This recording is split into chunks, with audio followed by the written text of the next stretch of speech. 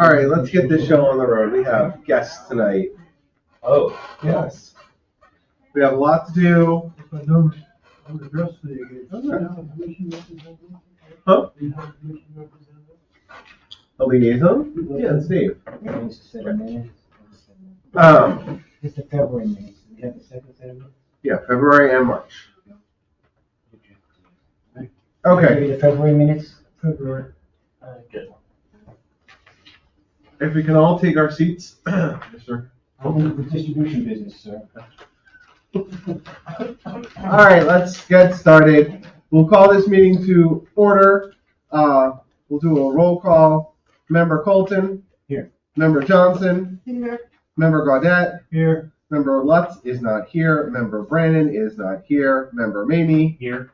And our alternate members, neither of whom will be attending this evening. We do have 1, 2, 3, 4, 5 of us, so we have 4. Statement of compliance with the Open Public Meeting Law. The notice requirements of the Open Public Meeting Law for this meeting have been satisfied. A copy of the annual notice was sent to the Asbury Park Press and the Coaster, posted in Town Hall, and filed in the office of the Township Clerk on June 30th, 2023. We have some quick housekeeping items, but we have a presentation this evening, so let's get through them quickly. We have minutes for approval of February and March of 2024. Does anyone have comments, edits, suggestions on either set of minutes?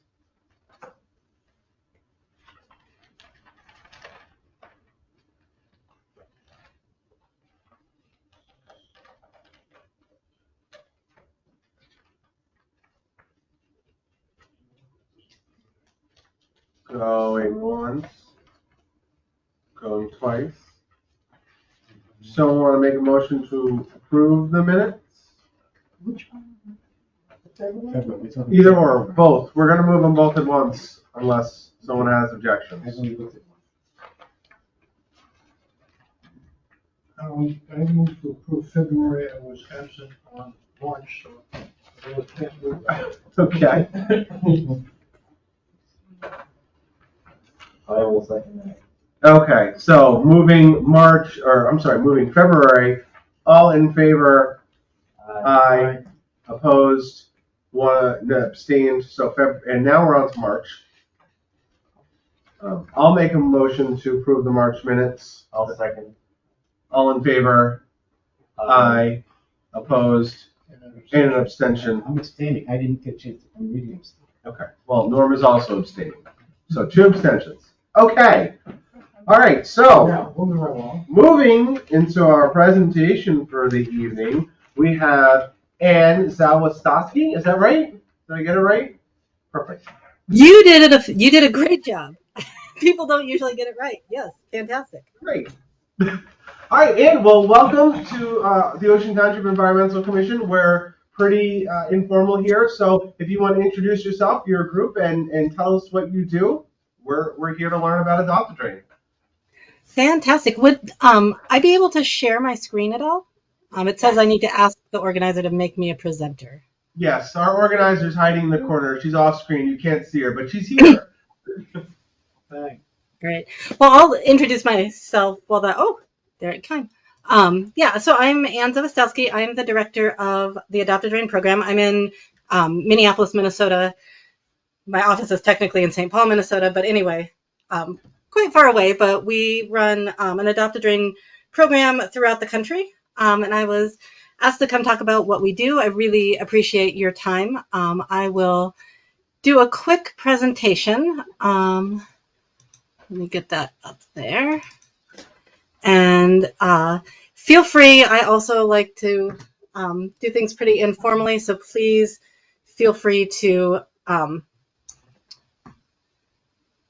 All right, sorry, it's giving me all these messages. Feel free to ask any questions along the way. I'll try to keep this relatively going quickly, but I'm happy to stop at any point to go into more detail. But really quickly, who we are, we're at the Center for Global Environmental Education at Hamline University in Minnesota. The center does a lot of different things, but one of the things that we do is community outreach, and we work with a group called the Watershed Partners. which are cities and counties and watershed organizations in the Twin Cities metro area in Minnesota. And that group really was looking at doing outreach around stormwater and runoff education and outreach to the public. And what they were looking for, though, was a program that would not just raise awareness and education, but also give people concrete action, as well as provide measurable outcomes so that we can measure the impact of our program. And so that's where Adopt a Drain came from. It started in 2014, so we're about to hit our 10-year anniversary. We have since moved to a whole lot of different communities around the country. We're working with 5 communities in New Jersey already. A number of them are environmental commissions just like you. And we're in conversations with a bunch of others as well. So again, thanks for having me. Again, Adopt a Storm Drain is a pretty straightforward program. It's a storm drain stewardship program where we ask people to take care of the storm drain near them, keep leaves and trash and other things out of it so that we're also keeping it out of the water. But what we did was when we implemented it, we did it in using behavior change research. And we wanted to implement something, like I said, that provided measurable information and data. So not just asking people to clean, but then also being able to track that information and let you see that. So, there we go. Benefits of joining our program: since we've been doing this for a long time, and we've been doing it with programs everywhere from small 1,000 population cities to Seattle is our biggest. We have a lot of experience running the program on the back end. So we do all of the implementation, we do all the operational work, we do all of the maintenance, we keep all the servers running, keep all of the security going. We provide customer support not just for you, but for the participants. So if a participant forgot their password, can't figure out how to use the system, we will answer their questions, we'll answer your questions. You have access to all of the data, real-time data whenever you need it, but we also will compile an annual report that makes that data kind of easy to see, easy to digest and understand. It was designed to meet MS4, so the stormwater reporting needs for cities. Like I said, we're based on behavior change research.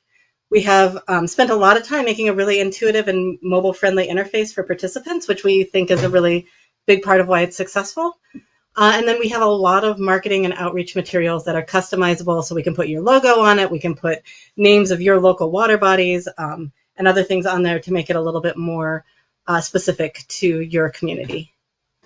So like I said, we're beyond just like storm drain marking. A lot of people do storm drain stenciling and marking, which is great to let people know that the storm drains lead to the water, but most research shows that just raising awareness doesn't necessarily change people's behaviors, and then sometimes it can be a barrier because they feel like problems are so big they don't know where to start.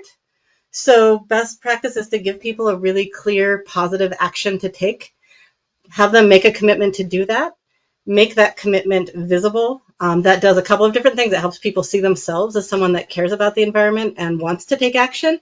It also raises social norms around them and lets their neighbors know that they want to do that, but also that it's the sort of thing this community does. And it holds them accountable to that commitment that they made.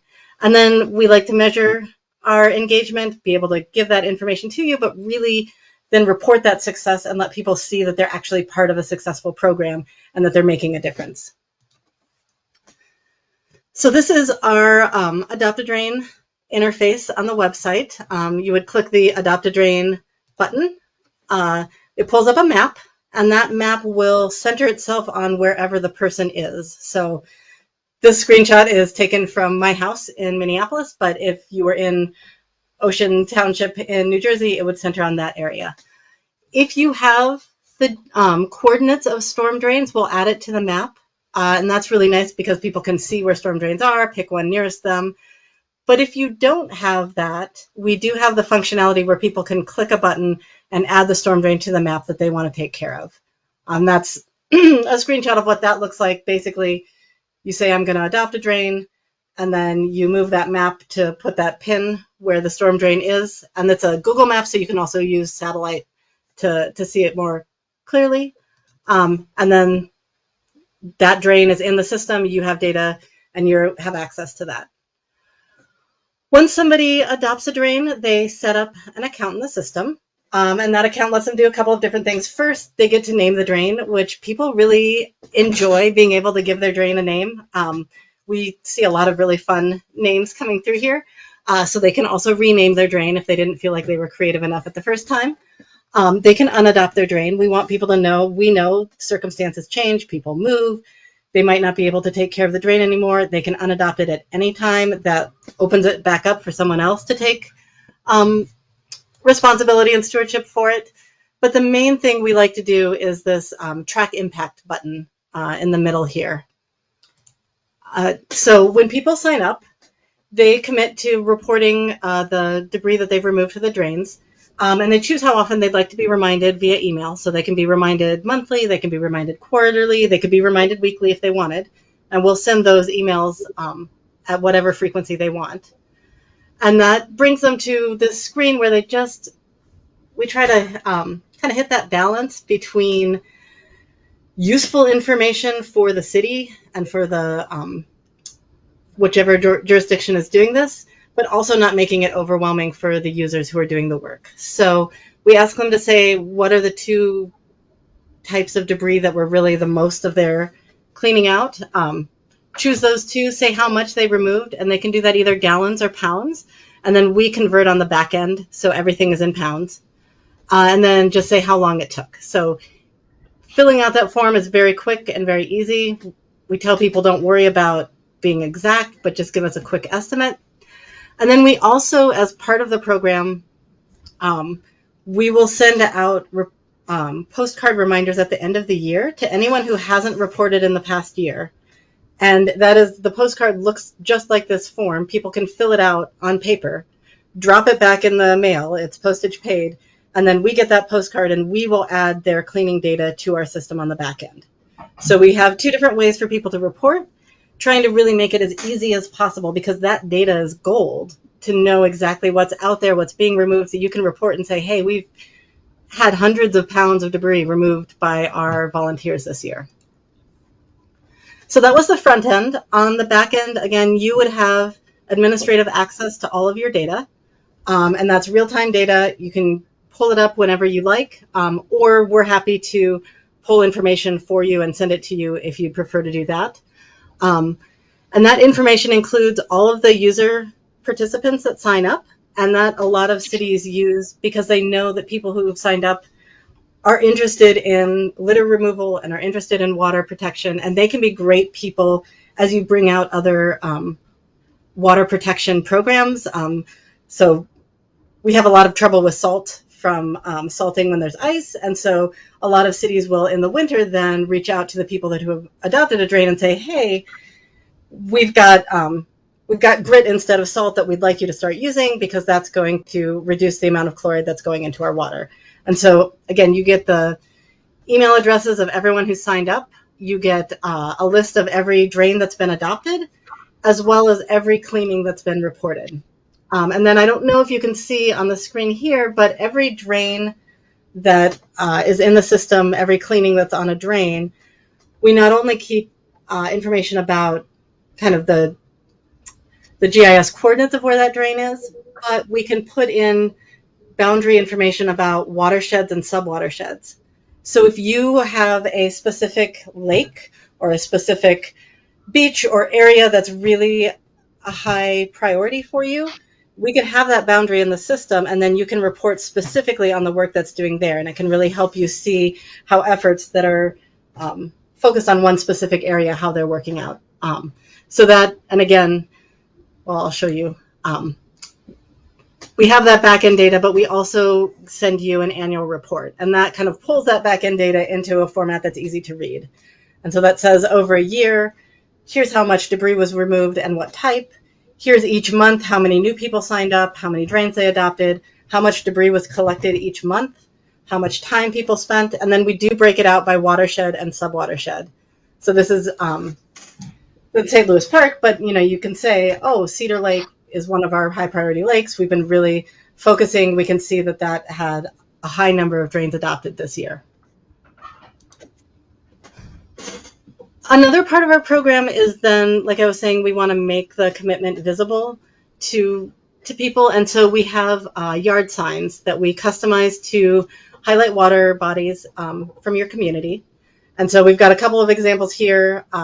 The photo is from my yard. I'm across the street from Diamond Lake. That's where my drains drain to. Again, because we have the watershed and subwatershed data, we can make different signs. We can make multiple signs for the same city because some people that help people see and connect that their storm drains are going to a specific body of water. Or we can say, like the Puget Sound out in Seattle, that's really what everyone resonates with. And so that's what the sign is that they get. And that's up to you. That's part of the program that we can work with you to make signs. We have kind of generic backgrounds. I don't even think they're that generic, but a river, a creek, and a lake backgrounds. But then we can also work with you to make a customized background if you wanted one that really felt like your area. And again, we will send out that sign to the participants. Along with the signs, they all get an email. And that email, besides just kind of introducing people to the program and how it works, will have your logo and a link to your website, whichever website you want them to link to. When we send out those signs, we also send a customized letter. And this is your chance to put whatever information you want in that letter. So this is an example of Seattle Public Utilities, and they have a QR code because they have a program where people can sign up to get tools for cleaning their storm drain. But I've got another program in southern Minnesota where they use that letter to tell people about their rain garden and their tree program. And so it's a great way of getting more information out, again, to people that you know are interested in keeping the water clean and keeping the storm drains clean.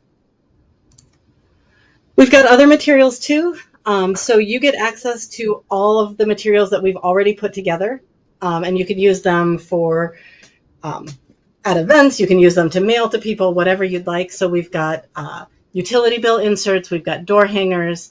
The middle piece here is our welcome and tip sheet that also gets sent out to everyone in our welcome packet. It talks about the main pollution types, and you can choose what the main pollution types are that you want to highlight, why it is that we want to keep them out of the drain. So it provides that educational aspect. But then we also talk about how to safely clean your storm drains. So we're very clear: wear gloves, use a rake, never ever remove the grate from your drain.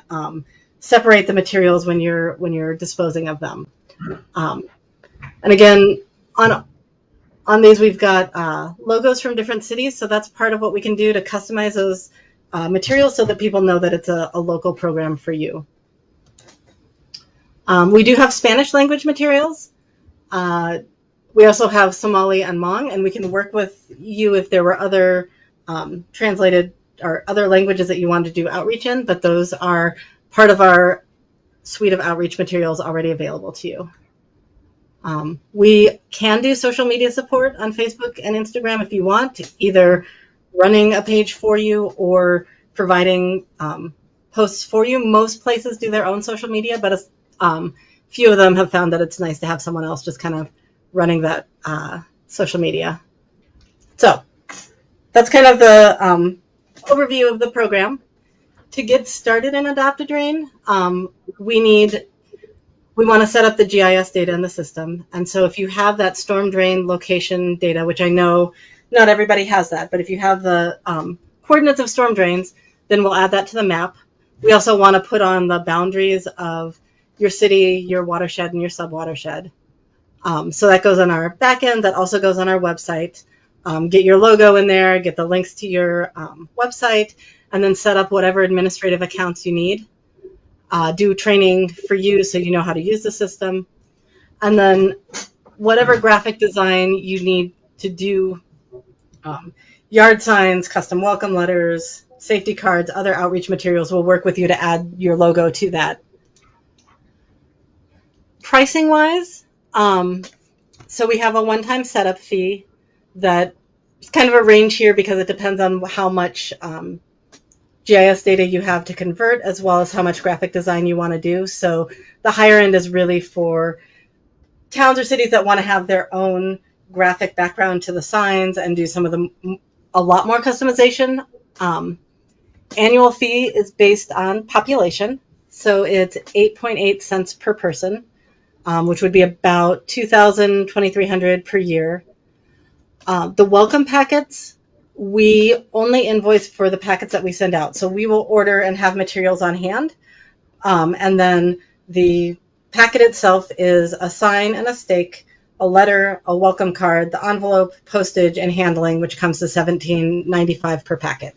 So we don't have to do welcome packets. That's not something that every program does. We think that it really helps engagement and really brings communities that have the welcome packets tend to have more people adopting because people will see their neighbors doing it. But it is optional.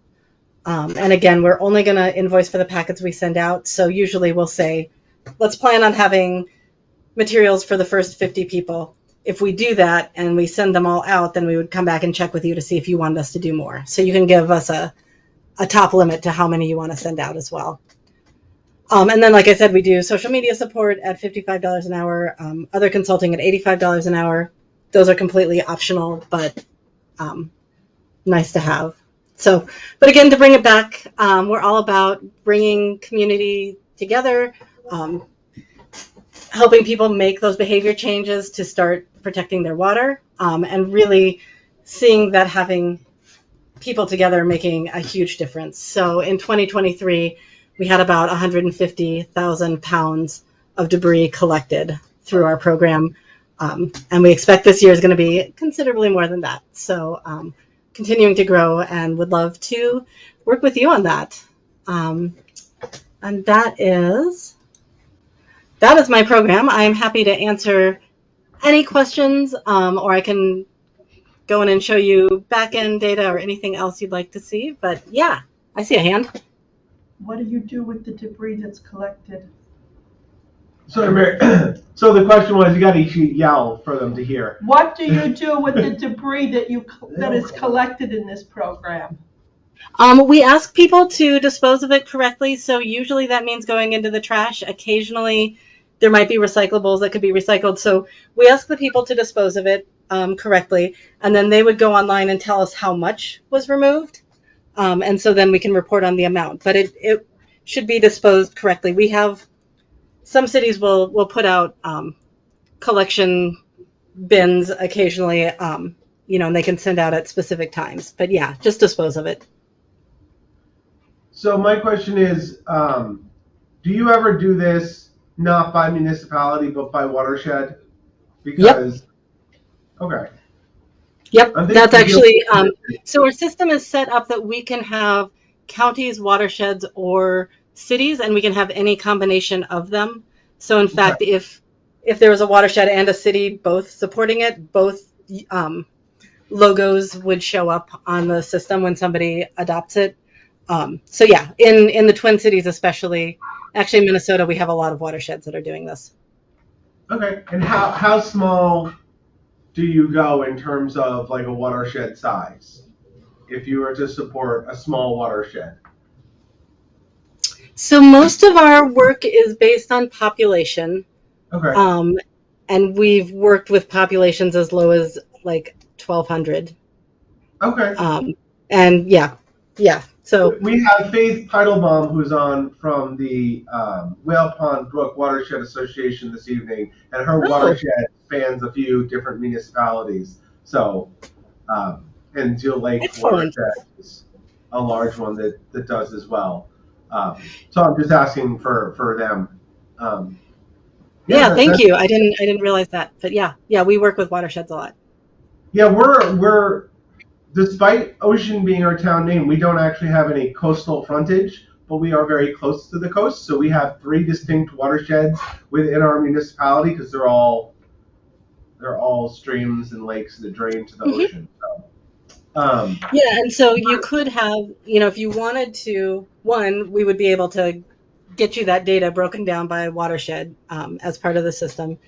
You could, if you wanted to have a different yard sign for each different watershed to let people know. I mean, I think that's something that I've found is people often don't know where there's where their watershed is or how that works. And it's a kind of a nice way of connecting them to it when you have those signs. But that's helpful to know. Yeah. And what other municipalities in New Jersey are you working with right now? So Franklin Township, Westfield, Berkeley Heights, Bradley Beach, Maple Shade are the ones that are signed on. And then we have a couple of others that we're kind of working through contract discussions on right now. Okay. Does anybody else have any questions? All right. Great. Well, Anne, thank you so much for taking the time to present to us tonight. It was really interesting and fascinating. We're always looking at ways to do a better job of managing our stormwater and our stormwater infrastructure in town. Not just the town, but the citizens as well who are looking to get involved. So we will take this back to our council and town manager and share what you shared with us. If you could share any slides or other materials, if you could send them to Donna, who you're emailing with, that would be fantastic, and we'll pass them along. Sounds great. Yeah, I will send my slides, and I can send some other things too. I'm sorry, did I cut someone off? Nope. No, this is Faith from the Well Pond Brook Watershed. I would like to present that to our city council also. I would love that. Could you, I don't know if I have your contact information. Can I get that, or can... Faith, Yeah. I can send you her info tomorrow. Yeah, that's great. That's what I'd like. Awesome. Okay. Okay, thank you.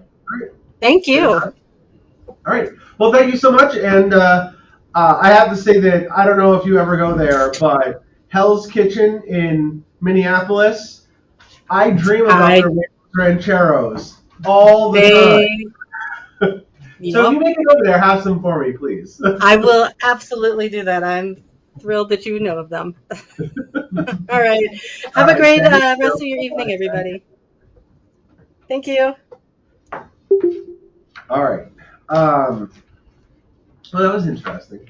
Yeah. Not cheap, but interesting.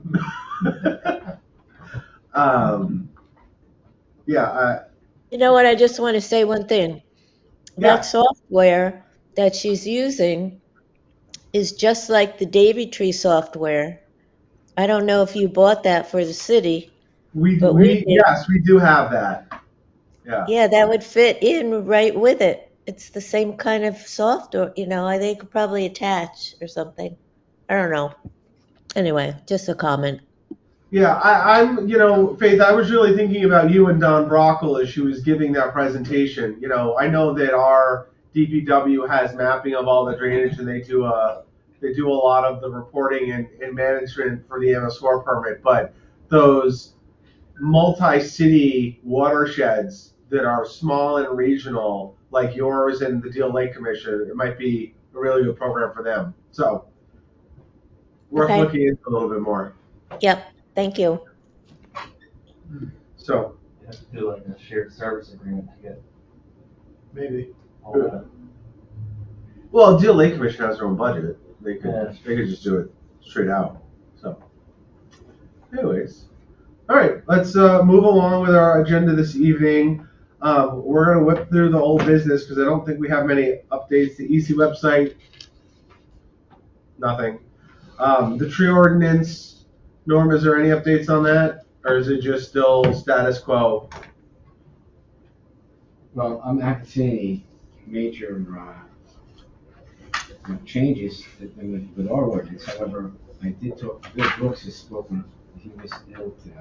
Okay. But apparently, as far as the state ordinance is concerned, there's this, I don't know what they call it, the woman in Freehold, who's their administrator that includes us. We shared our ordinances with her. And her review was such that at this time, she doesn't think we have to change anything in our ordinances. Okay. And I think mainly that's because whether they're not perfect or not, they've got 1,000 towns who have buckus. Yeah. They don't even have buckus. Yeah. Right? They have nothing. So we're ahead of the curve. So we're right ahead at this time. So it looks like we're in good shape as far as the state requirements that they're gonna come back and tell us something that we want to change, so we're still our own people Okay. for now, at least from what Bill tells us. Sounds good.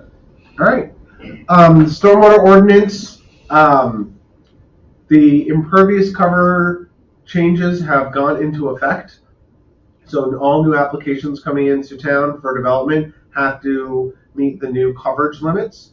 And if you'll remember, they dropped the lot area coverage maximum considerably. However, they made two changes to it. It is no longer a percentage of the buildable lot area. It is just the lot area. So that was some trade-off. And then the other piece of it was the floor area ratio for some of the houses changed. So you'll have less impervious coverage, but you could theoretically have a slightly larger residential building on it. So that was a trade-off. Higher? No, just the floor area ratio is how much. Square footage. Yeah, the square footage of the house in relation to the lot. Well, if it doesn't go higher, wouldn't it have to be more impervious cover? Yes, but it's all impervious cover. So you could have a bigger house, but a smaller driveway. And not a pool in the yard, and not a basketball court, tennis court, whatever So else. the person would have to do the trading one. Yes, Yeah. exactly. Right. It's a give and take. You have a little more flexibility. You want to have a bigger house, which is something that we see a lot in town. That's fine, but your trade-off there is that you get a smaller patio and not a giant looping driveway. You get less other impervious coverage. So, yeah. Brookside. Change. Change? I finally got through to a Greg Bosch. Flash. Flash. After months of trying to call him, and I said, I sent you 2 emails. I don't know if you ever got them. He said, no, I never did.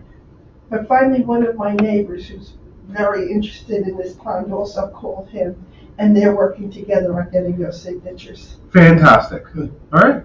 Well, I hope that they get them, because the question was asked last time, what happened? I mean, a lot of those houses are owned by absentee landlords, Uh-huh.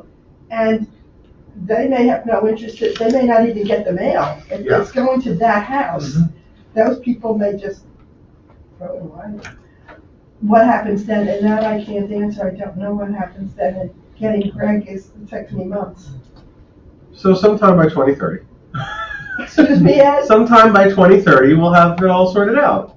The pond dredge. I don't know if I'll still be alive in 2030.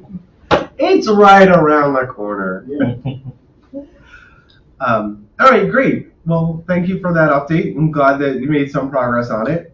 The community energy plan, the council moved it forward, and Millennium Strategies, who is the town's grant writer, is submitting it. And so that is moving right along. And on to new business. And unfortunately, I actually want to hold this first item because we're a few members short tonight. Mary. I'm sorry, but my other project hasn't been discussed, and somebody asked me, may I just tell you something that's happening? Sure.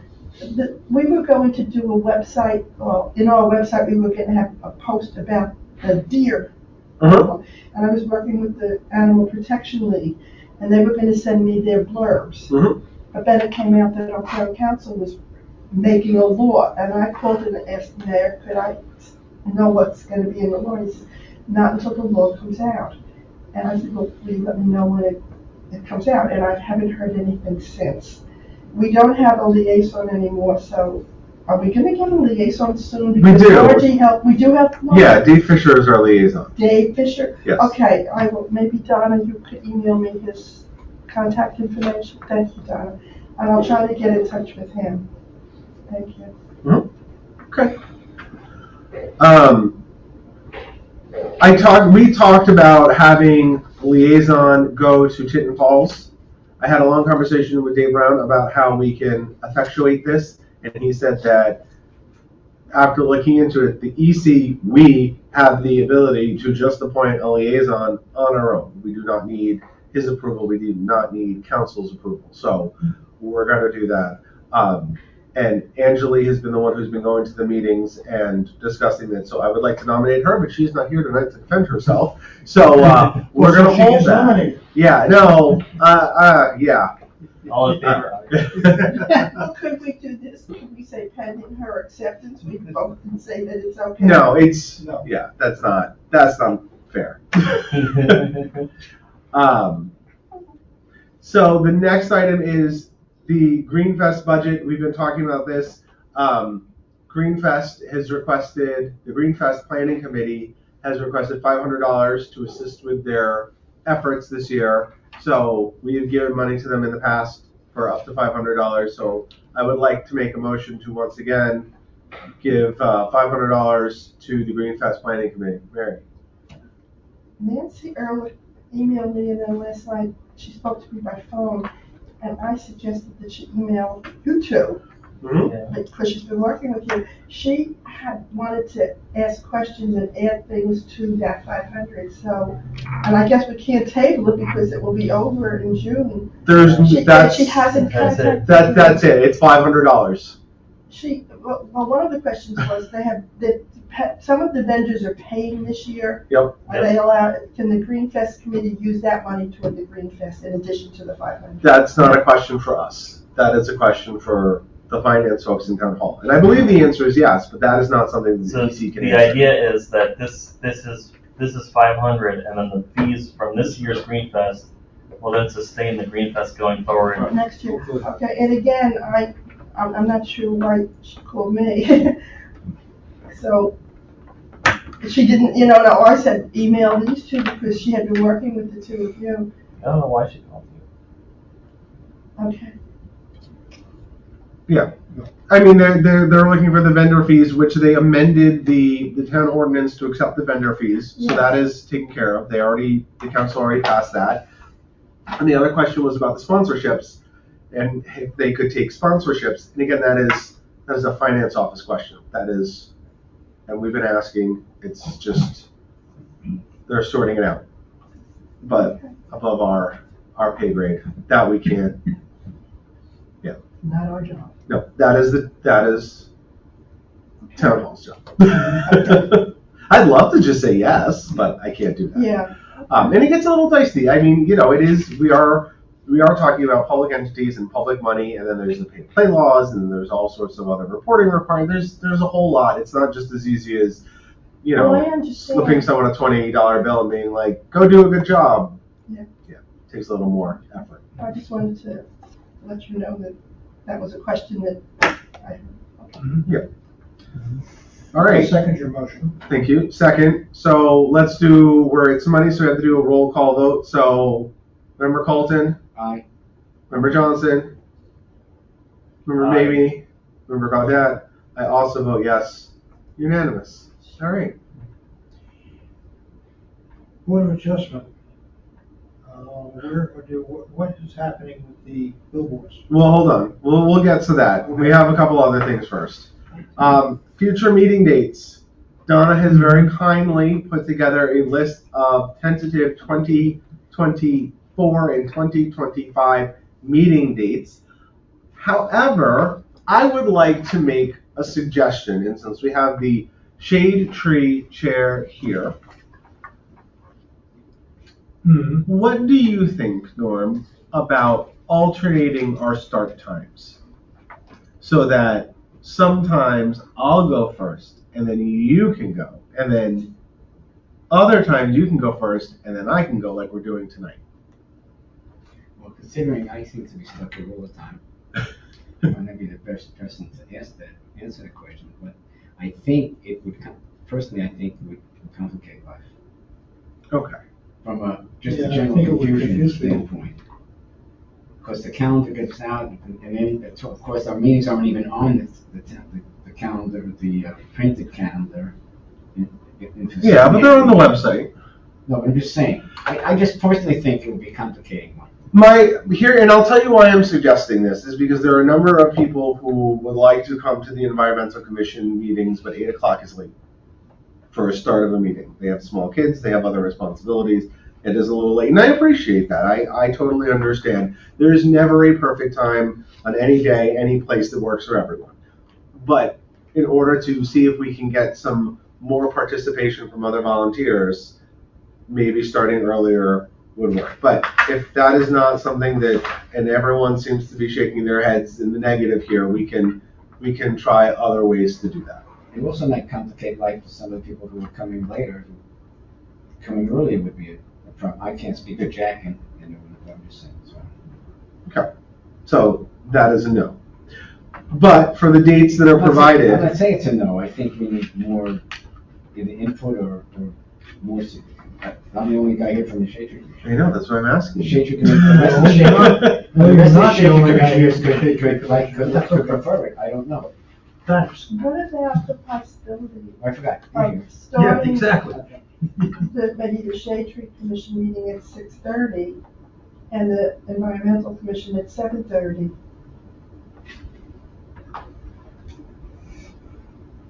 I agree with you that 8 to 9 is late.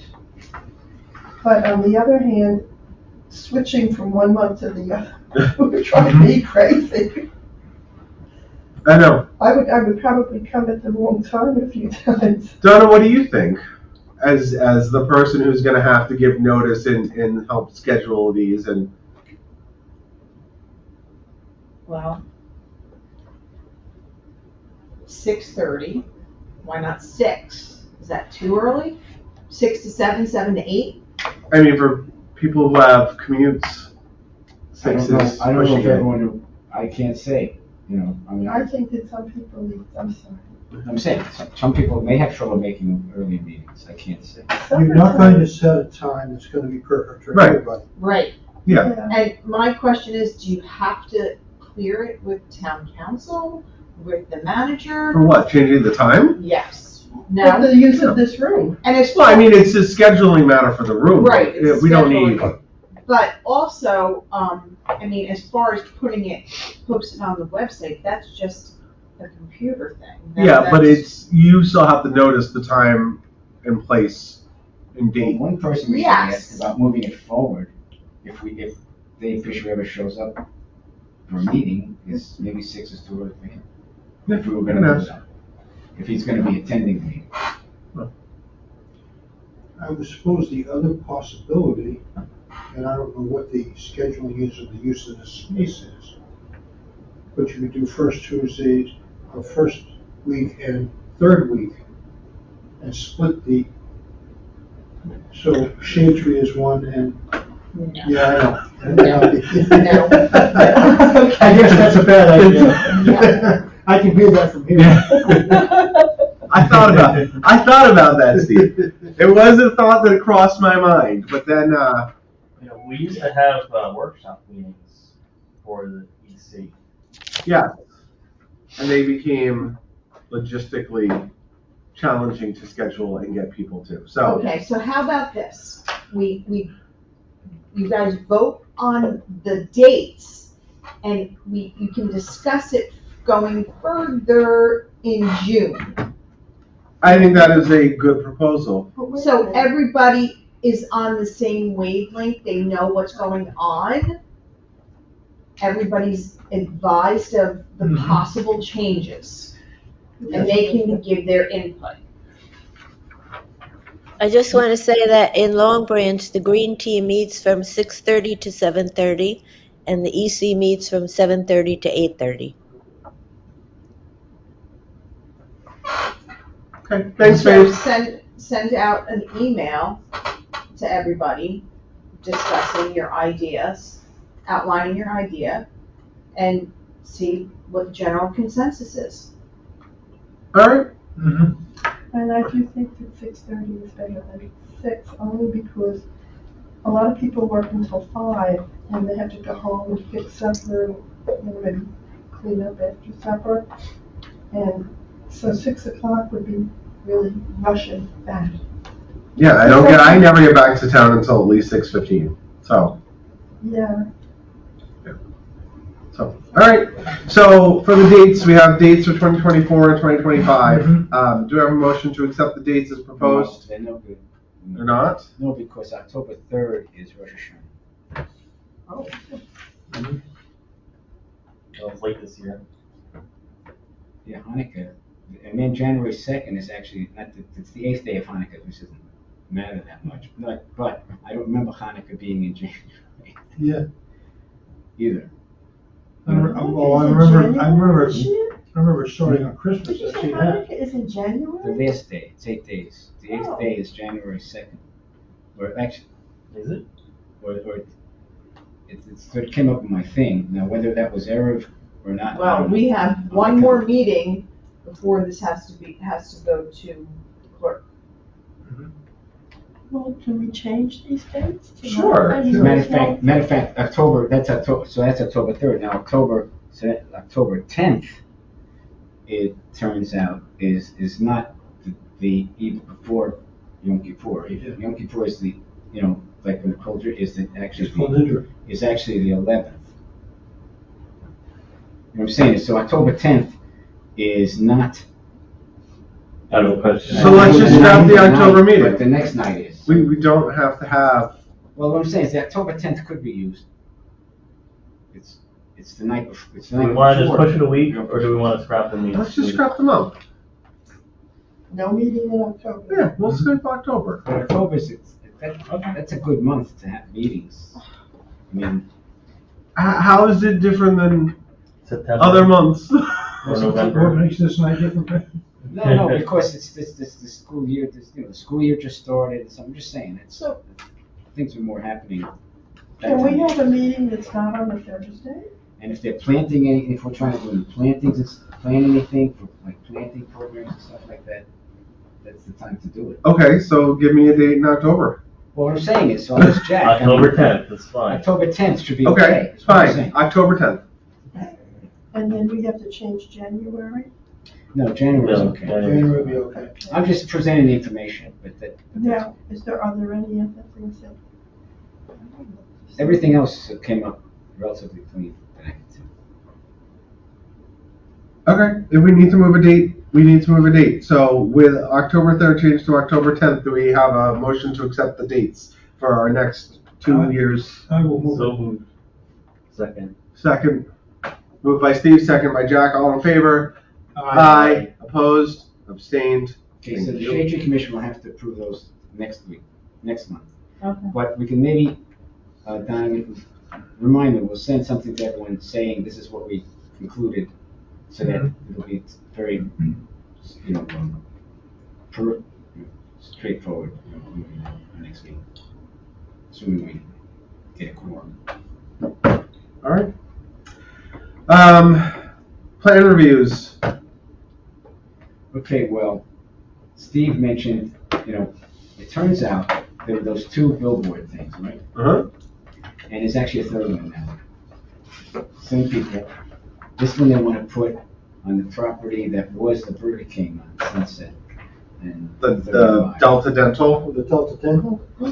Yeah. How the heck are you gonna do that? Well, the thing doesn't take up much space on the ground.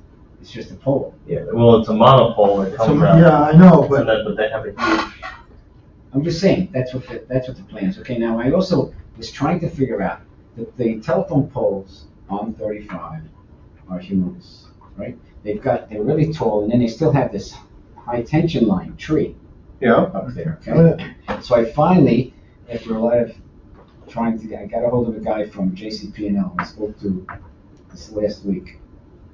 How tall all those things? And I think he said that the basic pole itself is like 60, I thought he says like 67 or 8 feet, and it goes into the ground like about 8 feet, so therefore it's height above ground. it's about 50 foot.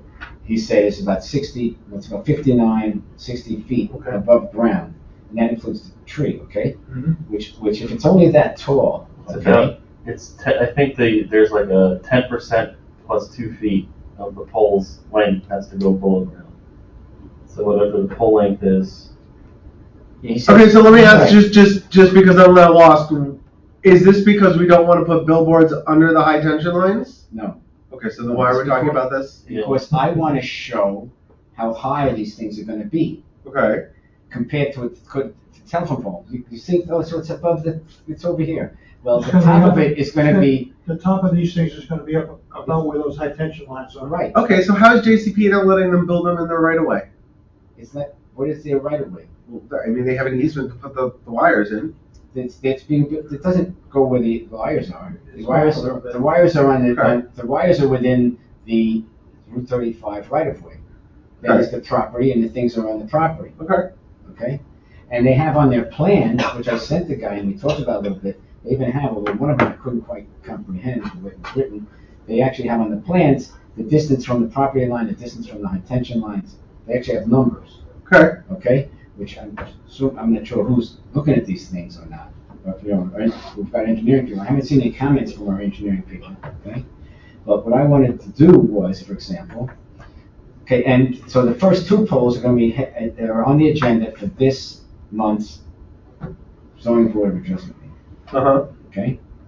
And what I wanted to do, although I don't know what I'm going to do at the time, it was I've got a photograph of the polls, right? And I wanted to print that out, and I wanted to draw to scale where this thing is going to be compared to the high tension lines, as far as height. Okay? My biggest problem is that the height of these especially, it's going to basically change Route 35, if these things go in, to what basically amounts to an interstate highway, with billboards on it. Mm-hmm. Okay? That's what it's going to do. It's going to change the community of gracious living, to the community of good gracious living. Okay? And it's totally ridiculous, okay? Now, I did also someone told me there's a pretty good sized billboard next to Rayco in Eatontown, it's on the Rayco property next to the Exxon gas station. Mm-hmm. It's a pretty big billboard. I went there. It's probably about this, I would say it's probably about the same size. No, it's smaller than this. Because I sort of pasted off and it's maybe 36 feet. And usually gonna be 40. 48. Plus it's lower. It's way lower. Mhm. I mean, it's right there, okay?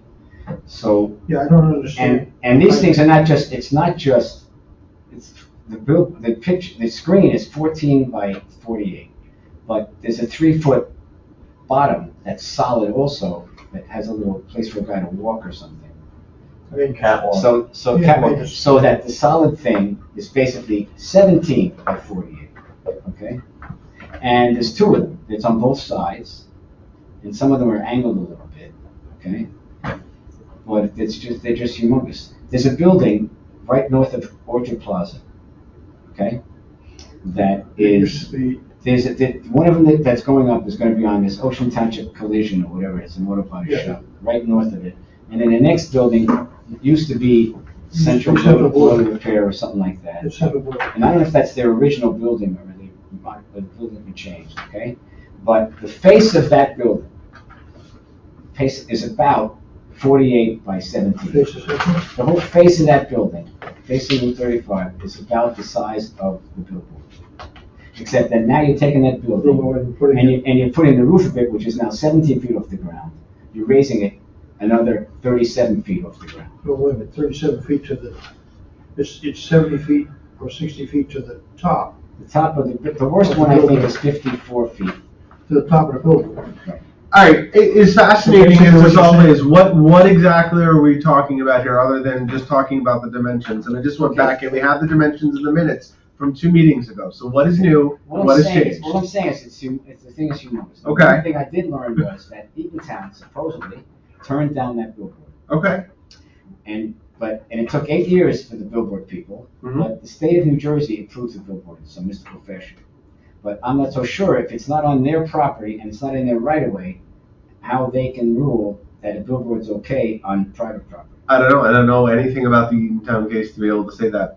I'm just saying, this is what I heard, from someone, okay? Well, how can the board of adjust, I mean, this, to me, if there's a township ordinance that says no, and the board of adjustment is gonna say yes, to me, that would be like, or the township ordinance says there's only gonna be 30.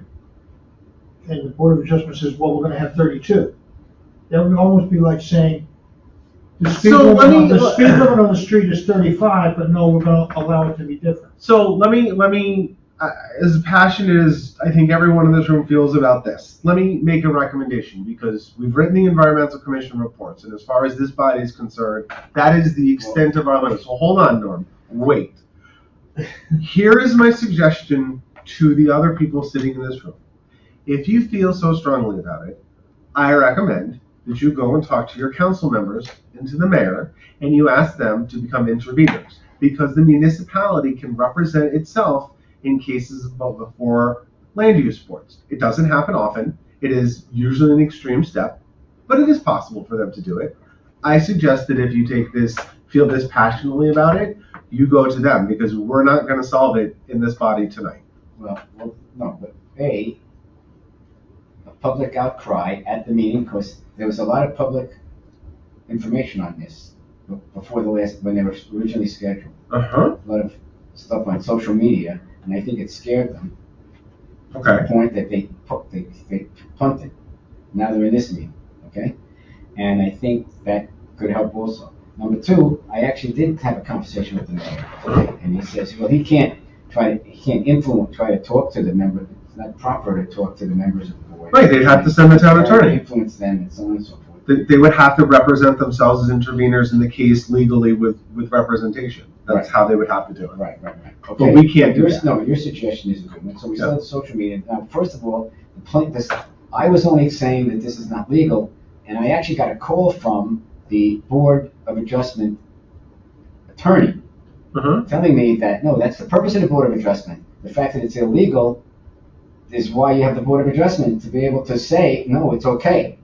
Okay? That's true for... It's not for them to say that it's okay. It's for them to hear why the ordinance, it creates an undue burden on the applicants. And that's actually not even the correct term. It is a, help me out here, Jack. Benefits outweigh the detriments? No. It is a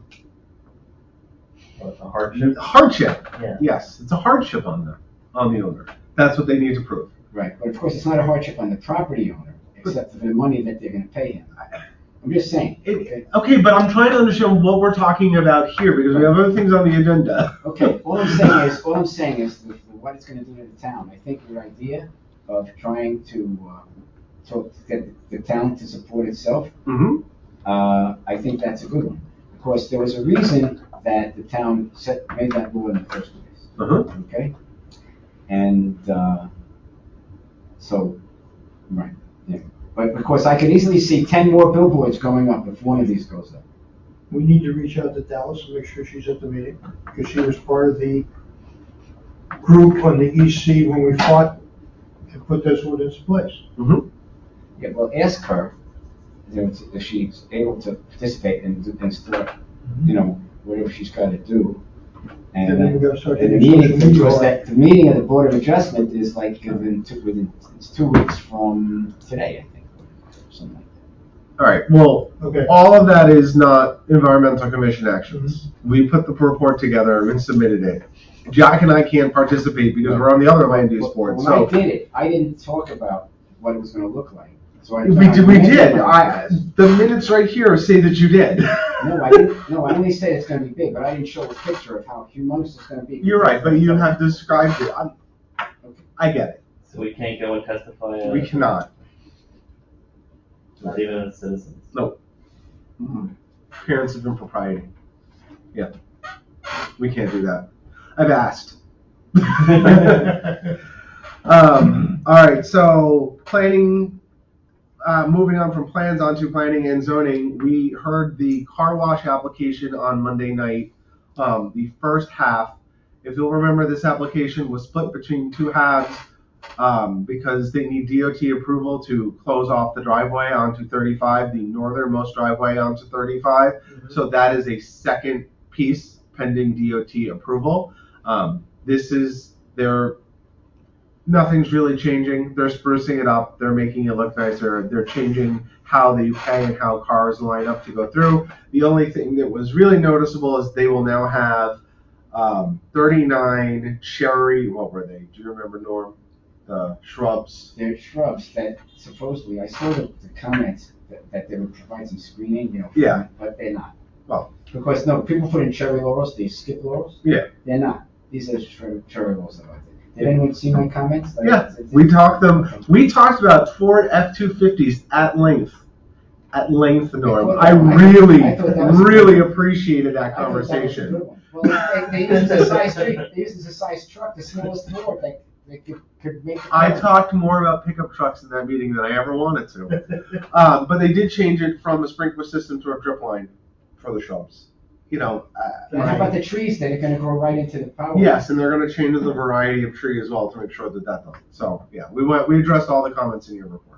I mean, what they've done to that building Looks already, Yeah. it looks 1,000% better than it Right, used to. and it's gonna look better, but I mean, like, it's like 95% impervious cover. There's not a lot for them to do. No. What about draining of all the car wash soaps and chemicals into the? Yeah, Okay. yeah. And again, it's all they're not changing any footprints. Everything is staying the same, so they didn't have to, there's not a lot they had to address, so. And actually, the places that got into trouble was they were trying to do better for us by putting in some trees, but Yeah. they didn't pay any attention to what there were flower lines right there. Yeah. So, yeah, and they own, it's the two lots, it's that one, and they also own the one where the train basement building was. And they don't have any plans for that right now, so that is what it is. Moving along, because it's after 9, Jack, anything else on Green Team other than Green Fest? Right now, no, but I am going to schedule a meeting with Dave Brown and see what we can do as far as upcoming actions, so expect to hear from me on stuff like that. Great. Really quickly, if everyone could go on Sustainable Jersey and pick out some things that you think we should do, let me know. Okay. And also, what is the date of Green Fest now? May 18th, right? 19th, May 19th. It's going to be back at the library. If anyone wants to go, we will we'll be there volunteering, supporting it. Should be a good day. Lollipop Pond, next Lollipop Pond committee meeting is actually Monday at 6:30. DPW came in and helped clear out some of the trails. That was what I was talking to Gene Armstrong about. We're going to see if we can find someone to donate mulch for the trails and put down wood chips and everything else. But it's moving along. Hopefully we'll have a working trail system over there before too long. And that's it. Anyone have anything else they want to bring up right now? All right, hearing nothing. I move to adjourn. I'll second. And second. All in favor? Aye. Aye. Great. Who is this? Thank you, everyone.